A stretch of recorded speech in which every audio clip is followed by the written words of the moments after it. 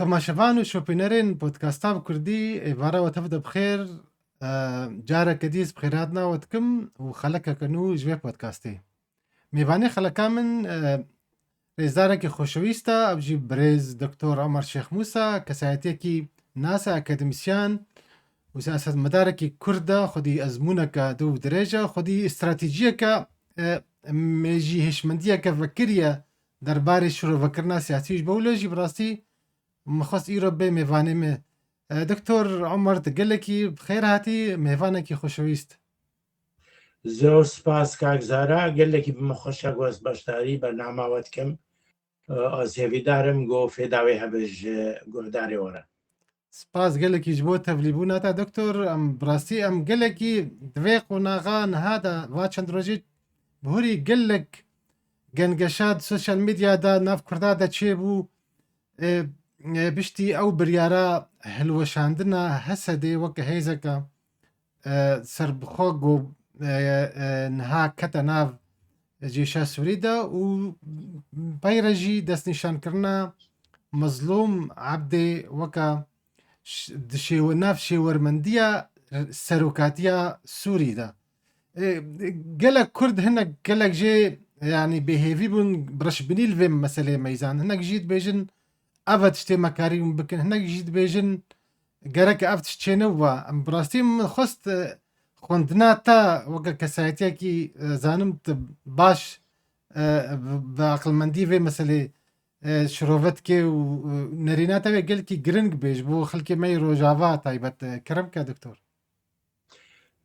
چاوێ me gerek merê bi rengekî pir zanistî û pir mewzuî li meselê binare nabê merê meselê hestiyarî û noqtê siyasî ser hevdû tercîl bike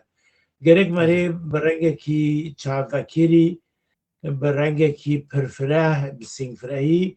lê binare çi bûye berê hemû tiştî dûre biryar bide got aliyê wênî baş çine û aliyê wênî xirab çine ez karim bêjim ku yanî di karê siyasî de di xebata siyasî de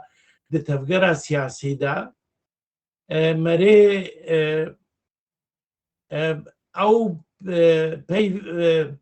pêvana hemû tiştiyan netişt bi dîtna min gelekî xirab e wekû dibêjin siyaset ilmê mumkînat e tiştê ku merê kare bi dest bîne tiştê ku merê ji bo wê xebat dike merê tiştê herî zêde datîne û herî kêm jî datîne û merê hewl dide got mezintirîn daxwazî û armanc bi dest merê bê lê eger nehat merê ji hinek daxwaziyê xwe tê xware yanî ew pêvana yan hemû tiştiyan netişt mesela niha di reşa Felestîniya nerin got ev pêvan bikardanîn niha çawa di hêla dêrokî de heta niha bi destvala mane yan hevalê pêgakat wextê xwe de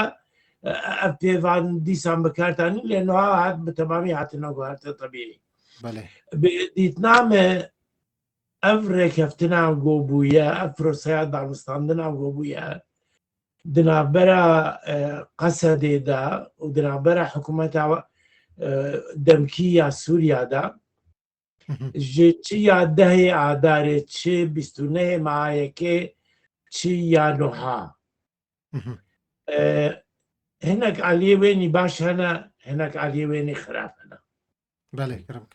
aliyê wênî baş di dîtna min de ev in yek milletê Kurd û zimanê Kurdî û hebûna Kurda bi rengekî resmî hatiye qebûlkirin ev yek a di dwa zimanê Kurdî bi resmî hatiye qebûlkirin û wê di nav mekteba de bê xwendin mersûma cemhûrî jî do derket di berê de di nav beyannama de û rêkeftina de nivîsandî bû lê niha mersûmekî resmî derketiye got wê di mektebê Sûrî de cihê gopranî Kurdin karin bi zimanê xwe bixwînin ئەڤایە دەستکەفتێکی دیرۆکیە کوردستانە سووریادا یاد دیا vegera کۆچبەرایە و پەنابەرایە ji منتیقا عفرینê منتیقا کۆبانî منتیقا serêkaniyê hinek منتیقê din ئەوشی biryar hatiye stedin ku gerek vegerin cihê xwe û gerek hikûmet alîkariya wan bike gê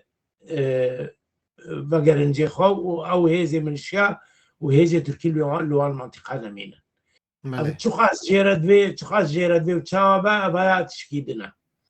ya sisiya hat qebûl kirin ku hêzê leşkerî hêzê Xesedê wê bi sê lîwaa têkevin nav Ceşa Sûrî û wê li herêmên xwe xizmetê bikin yanî îca bi navê Heresyonû de bi navê lîwayê tişkî dine ew ewaya li ser danûstandina dimîne bê çinavekî lê dine ya goş min re giring bû hêzê jinan yê pêşê hel nebûn rast e di nav ceşê de nehate qebûl kirin lê hat qebûl kirin ku têkevin nav hêzê polîs û wizareta navxwe û çarçêweya rêxistinîya wan strûktûra wanî bingehîn wê wek xwe bimîne wê bin emrê wan jî debe yanî evana hinek aliyê başî vê rêkeftinê ne adên aliyê wênî nebidilê bi nevrastî mefrûz bû xuşka Ilham bibe cêgirê wezîrê derve û Kak Mezlûm bibe cêgirê serok lê niha sêxekî din dîtine ku eweya wê bibe rawêjkarê serok ji bo pirsa Kurdî adin wê bibe endamê parleman û wê di mumkine serok yan cêgirê serokê komisyona siyaseta derve bidina parlamenta Sûrî de evaya yanî daxwaziyê me kêm dike ya sisiya ku dîtina min de mumkine ji bo me hinekî newqasî baş e ew jî ew e mesela otonomî û hukmraniya xwecihî ye gerek rast e niha itîfaq hatiye kirin ku karmendê van منتیقا wê ji Kurda bin û ji alî Kurda ve birêve biçin lê wê mesûlê berpirsiyarê hikûmetê bin lê evaya cihê ye ku birêvebirina îdarî di destê Kurda û karmendê Kurda de bin û ferq heye îdara zatî îdara xwecihî bê qebûl kirin wek otonomiyekî xwecihî wek Kurdistana Iraqê dema xwe de dûra niha federaliyê de rast e federaliyê li Sûriya zehmet e me de hêvî dikir ku hemû Sûriya bibe dewletekî federalî lê niha merê dibîne ku eweya nemumkin e lê bi kêmanî me karî bû îsrar li ser wê bike ku îdara xwecihî hebe di wan herêmên ku Kurd ekseriyete dê de yanî wek Efrîn Kobanî منتیقا Cezîrê hes muhefiza heseki aliyekî din di dîtina min de kêmasî têda heye niha mafê mukewinatê din got منتیقا me de nayê hesab kirin nayê behs kirin ne mafê Şûriya û Suryaniya ne mafê Ermeniya evaya beşekî giring bû di siyaseta îdara zatî û hêzê Kurdî de gava got hate behs kirin em dizanin ku di hêla coğrafî û ciyosiyasî de bi rastî hersî herêmên Kurdî di hêla coğrafî de bi hevdû ve negirê dayî bûn ve hercore îdariyekî xwecihî wê wek mesela Xeze û difa Xerbî ya Felestîniyan serda bi hataye yanî wê çaxê hevala hewlda ku bi zorê girêsipî û hinek منتیقê din demografiya wan bigerin û bikin Kurdî û ewna lê ji wan re neçû ser û nerast bû jî dîtina min de yanî di hêla siyasî de û di hêla mebdeyî de nerast bû lê gerek îsrar bikirinaye gê îdara zatî newek ji îdara zatî di manatiqê Kurdî de هەبە یا دن گرنگە مەرێ لە بەرچاوا بکرا کاکزارە ئەوژی ئەوە ینی ئێمە وەک تەفگەرا کوردی چ لە سووری چ لە تورکی چ لە ئیرانێ چ لە عێراقێ گەلێکی پێوەستیامە بەڕایە گشتی جیهانی هەیە بە پشتگیریە ئەمریکا پشتگیریە وڵاتی ئەوروپا بە پشتگیریە رووسیا و چینێش ji ber wê ya em nikarin piştgiriya wan û alîkariya wan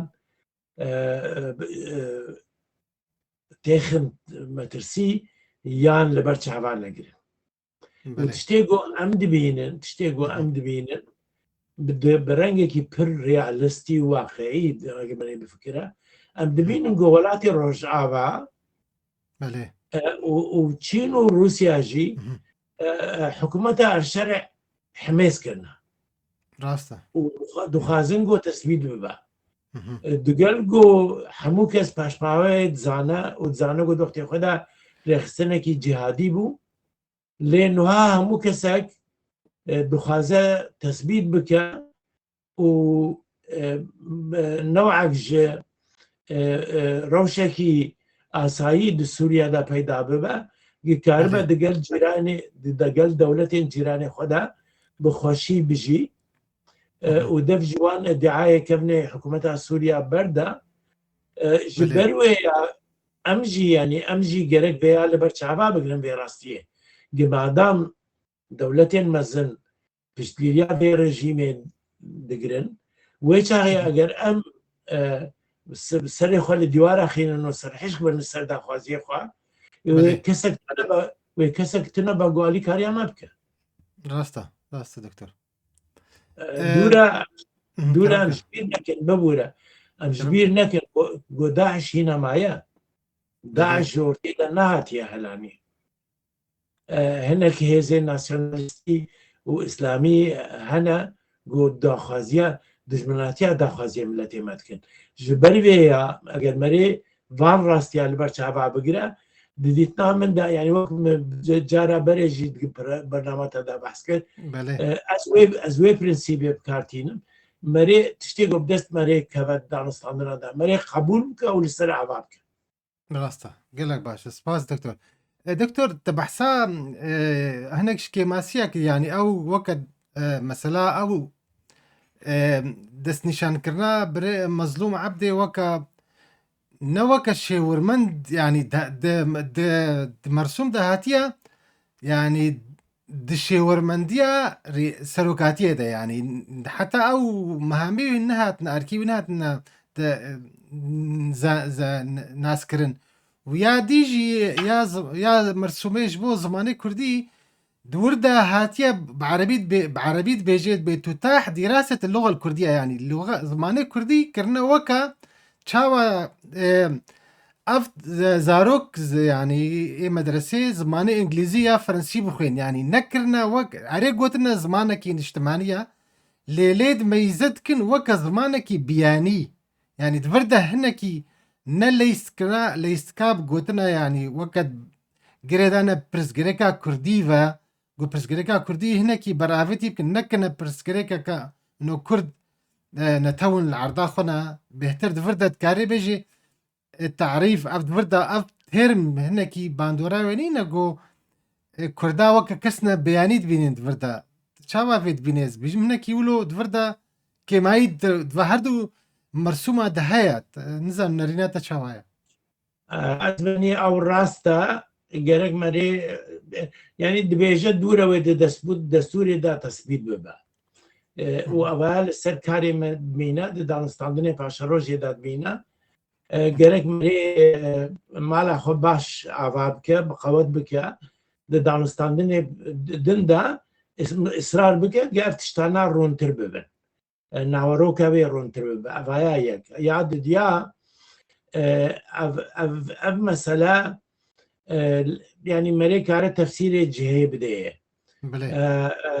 مەرێ کارە تەفسیرێکی باش بدەێ مەرێ کار تەفسیرێکی خراپی بدەیە لێ وەک پرەنسیپ هاتیە قبولکردن گۆ زمانی کوردی زمانێکی ڕسمیە لە ئیجار و دوان مناطقی گۆپرانیا خەڵکی تێدا کوردن حەقیوان هەیە بۆ زمانی خۆ بخوێنن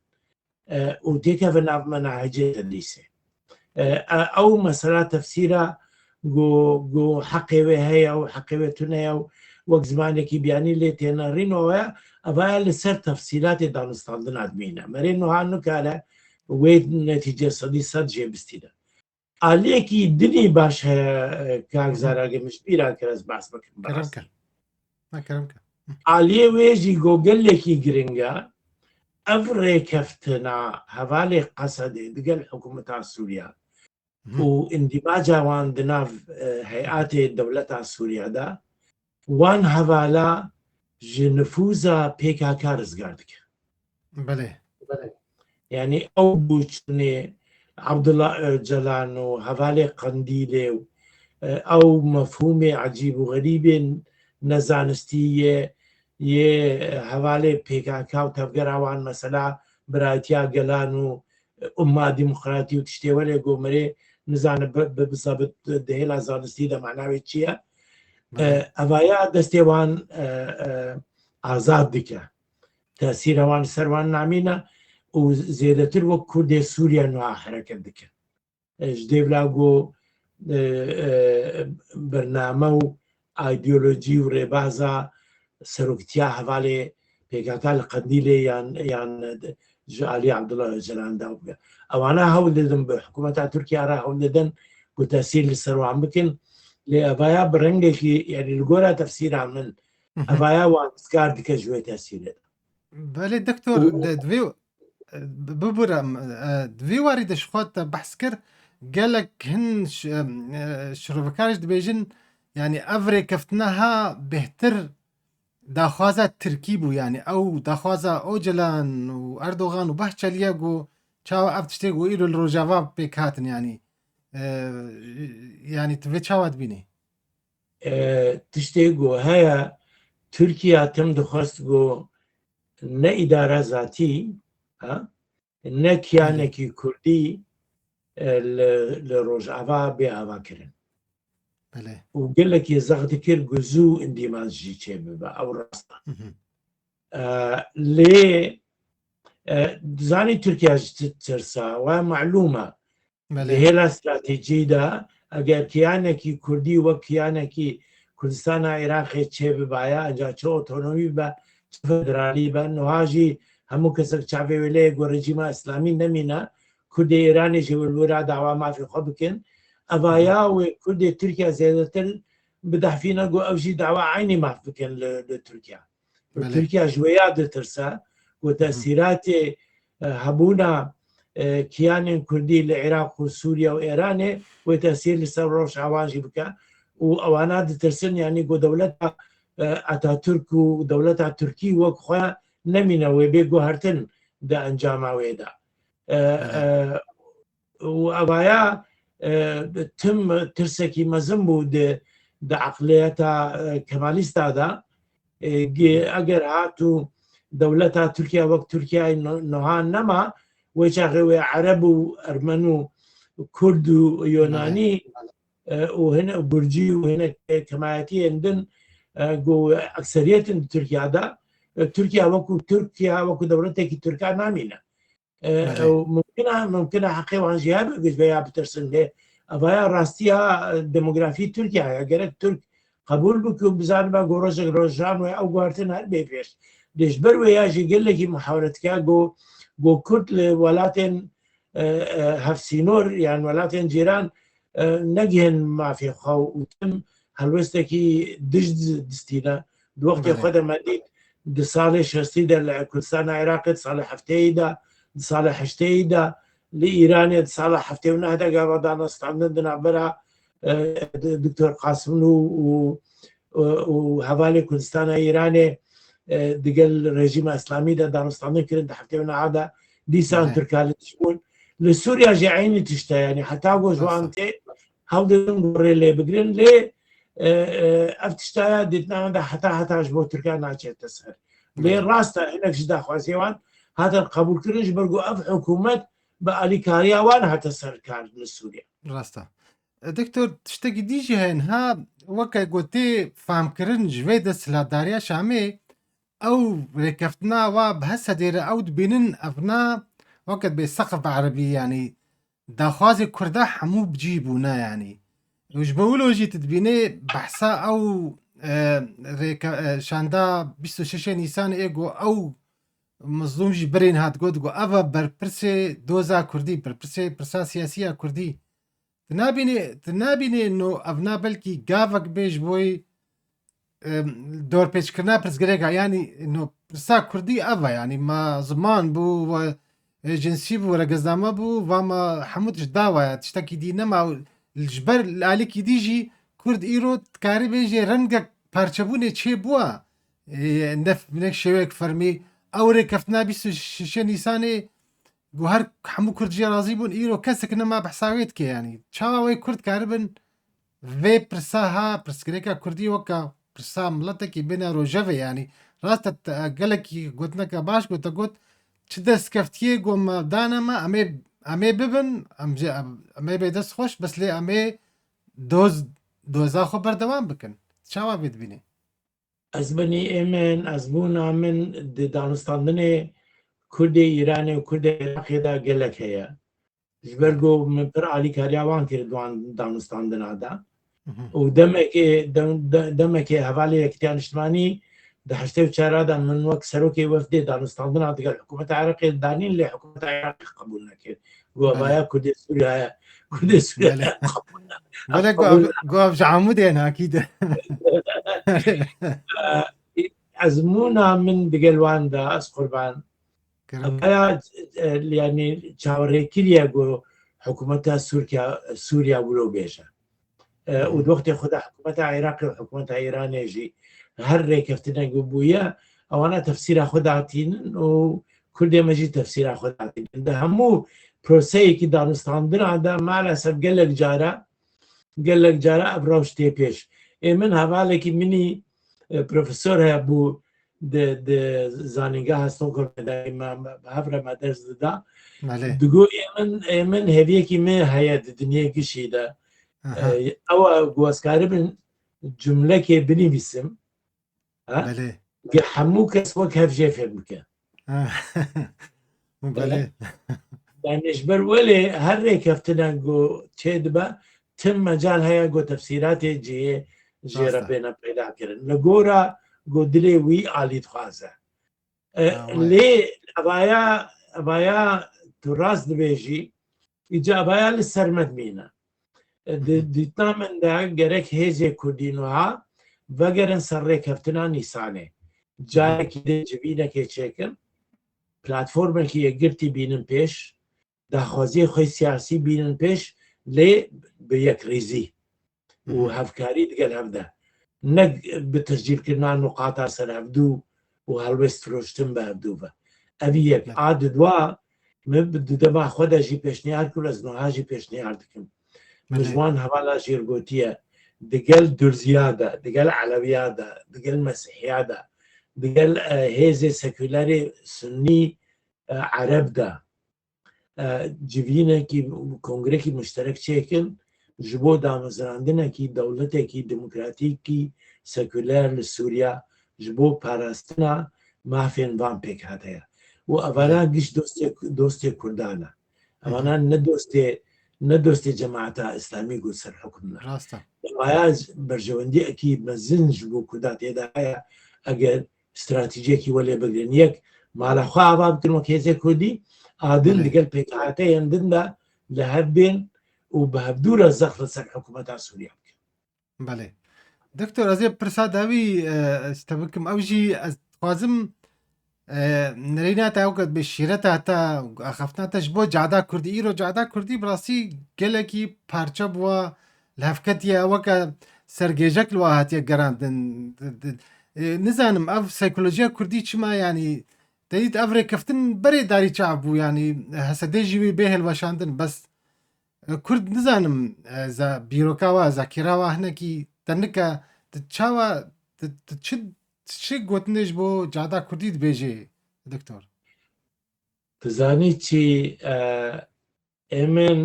هەواڵێکی من هەیە ئیسرائیلیە لە ستۆکۆلمێ ڕۆژنامەوانە ڕۆژنامەوانە بریا ڕۆژنامەوانی هەردوو ناسکریە دگوت وەختی خۆدا دگوت هەڵبژاردننی ئیسرائیلیدا نەتەنیاهۆش بەربەیە گەلێک جارە دەرکەت ji ber goş xelkê re digo ji dêvla got hûn di rewşekê xerab dibin ez karim welê bikim got meaşê we bilind bibe turmêla we hebe xaniyê we her milkê we be yanî bi giştî rewşa we aborî baş bikim êmê jî ew tiştekî tebîî ye xelkê cada û dîtina cadê li hemû dinyayê gelekî hestiyar e yanî tu meseleyê atifî dewra xwe dibîne لێ گەوا گەرەک مەرێ وان تێ بگینە گۆ واقعێ تشتا چییە یعنی گەرەک بدوو خەیاڵە نەکەبن یەک دانوستاندن و پرۆسەیە سیاسی و پرۆسەیە ئاشتی ji şer باشترە یعنی ئەوانە گاوا گۆ یەک بخوازە ئیسرار بکە یعنی ڕێکدن لە بەردەمەتنەیە ژغینی دانوستاندنێ و ژغینی پرۆسەیە سیاسی و ژغینی گۆمەرێ زەخت لە هێد دەستهەڵاتە سووریا بگرە گۆ داخوازیە وەرێ قبول بکە ڕیا شەر ماڵوێرانیە مەریت گۆ ڕیا شەر چ تەسیری هەلمەتکە بتایبەتی ئەگەر هێزێ دەربە پشتگیریاتە نەکەن ئەگەر مەسەنها وڵاتی ڕۆژاوا پشتگیریامە نەکەن رووسیا و چین پشتگیریامە نەکەن و تورکیا و عەرەبی سووریا هێرشی مە بکەن ئەم نکارن خۆ بپارێزن گەلێکی گران لەسەر ملەتێ مەبسەکنن یعنی ji ber wê ya xelk gerek bê rastiyê tê bige rast e ne dilê me ye sedî pêncî dilê me ye ew sedî pêncî merê qebûl bike û merê li xebata siyasî berdewam be xwerêk xîna hizba çêket muzaherata çêke bi hevdûre kar bike civata medenî rêxistinê civata medenî ava bike û zextekî zêde bike danûstandin û pirda digel Durziya da, digel Alewiya da, digel Mesîhiya da, digel Erebiyê Sinne da biqewettir bike bo giraniyata li Sûriya û saha Sûriya da zêdetir bibe ji bo tu karibî tesîr bikî tu ne bi tenê bî tu karî tesîr li ser proseya siyasî li Sûriya bikî. Belê سعات خۆش دکتۆر gelekî spas îro tevlî me bûyî ez spasiya te dikim hêva tenduristiyeke baş û serkeftinê ji te dixwazim و هەر سەرکەفتی بێ و چاڵە جارنە دیژی وەکت بێ هەکە گۆ پێویستی هەبێ مژار نەولۆ گرنگ ئەم دخوازن برانی براستی